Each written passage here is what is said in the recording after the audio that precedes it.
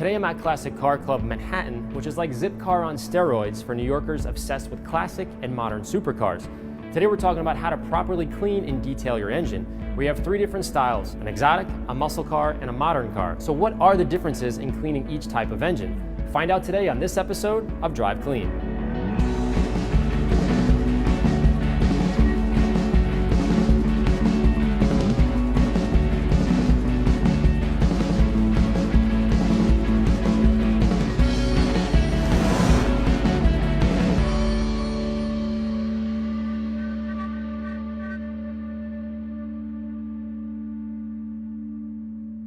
Although detailing your engine is necessary to minimize corrosion and keep a like-new appearance, most people avoid doing it because of the obvious risk. But with a few tips on preventative maintenance, cleaning your engine compartment will be safe and easy to do. Although the overall method is similar for each engine configuration, there are a few tips unique to each style engine that you need to be aware of before you can clean it. The 3 most distinct engine configurations are front engine modern car. For this, we're demonstrating on a 2006 Corvette Z06, which has multiple plastic shields covering wires and computer components found in most cars today.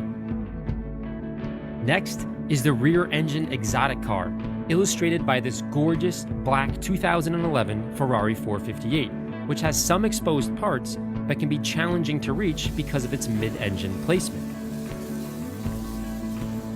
And finally, the fully exposed and sensitive engines found on muscle cars. No better example than the 1966 Ford GT40 with wide-open velocity stacks and uncovered exhaust headers. There are 8 main steps to detailing engines, with a few variables depending on your engine type. Before you tackle the engine, be sure to avoid leaning on the fender with belt buckles and use a soft towel to avoid any scratches. Next, quickly check the engine temperature to gauge if it's hot, warm, or cold. The perfect temperature for engine cleaning depends on the level of grime it has.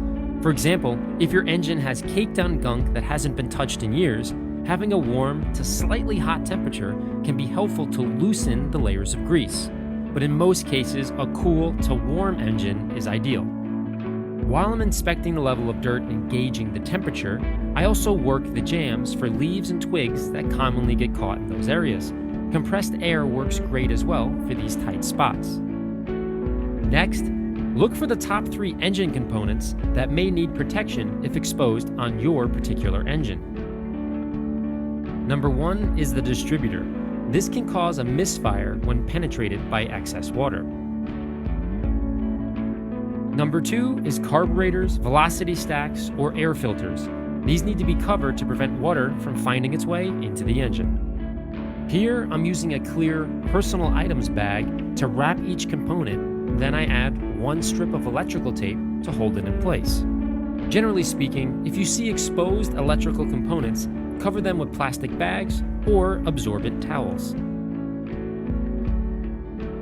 Number 3 is the alternator, fuse box, and battery cables, as this can throw off the computer codes, warning lights, or prevent the engine from starting in some cases. A little extra prep work here can save you a big headache in the future. This step is merely a precautionary measure to protect against water splashing during the pre-rinse and rinse process. Avoid spraying the sensitive components with direct water pressure whenever possible. Lightly rinse down the engine with a wide-angled nozzle to evenly distribute the water without causing damage to the plastic bag. Quickly move your hose around the engine compartment to minimize the amount of water because a lot is not needed during the pre-rinse. Next, add an all-purpose cleaner or degreaser to the pre-rinsed engine and immediately begin to agitate the grime with your lug nut brush, wheel woolly, and other small brushes you're comfortable with. Don't let the cleaner dry on the engine, and beware of how quickly the product will evaporate based on the engine temperature and adjust accordingly. To get into the super tight areas, I use a tiny stiff bristle paintbrush that can be found at your local art supply store.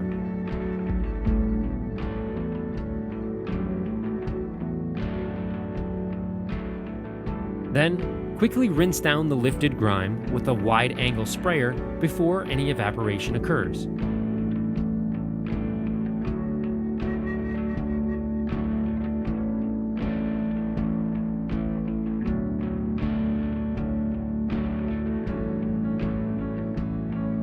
Next, dry the area with compressed air, a leaf blower, or simply wipe with a terry towel to absorb the remaining water. Afterwards, remove the plastic bags from the sensitive areas and be careful when lifting them away to avoid spilling the water back onto the engine. Fold the outer edges of the bag inwards to collect all the remaining water, then quickly wipe down the area with a dry towel. The last step is to start up your car and look and listen for any issues. In some cases, you may need to allow the engine to dry for 1 to 2 hours before starting. Let it run for 2 to 3 minutes and then shut it off. If desired, apply a water-based dressing to your plastic and rubber to enhance the shine of your engine bay.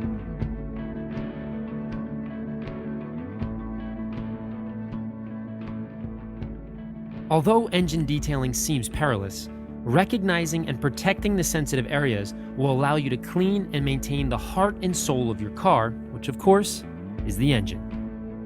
Although it can be a bit intimidating, cleaning your engine regularly will help minimize corrosion and keep your engine looking new.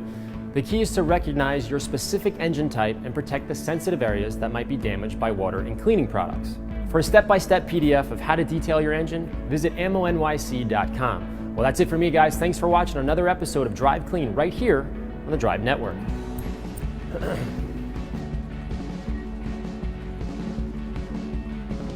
Although it can be a bit intimidating, cleaning your engine regularly will help minimize corrosion and keep your engine looking new.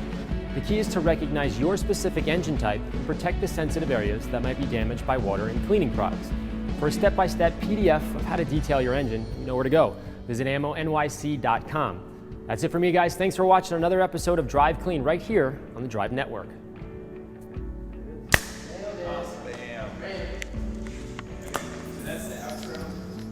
So at this point, we don't have any more capture on camera. So I'm pretty sure. So now we just need, you want to get a B-roll for that. You need a massage again. Voiceover that says, easy.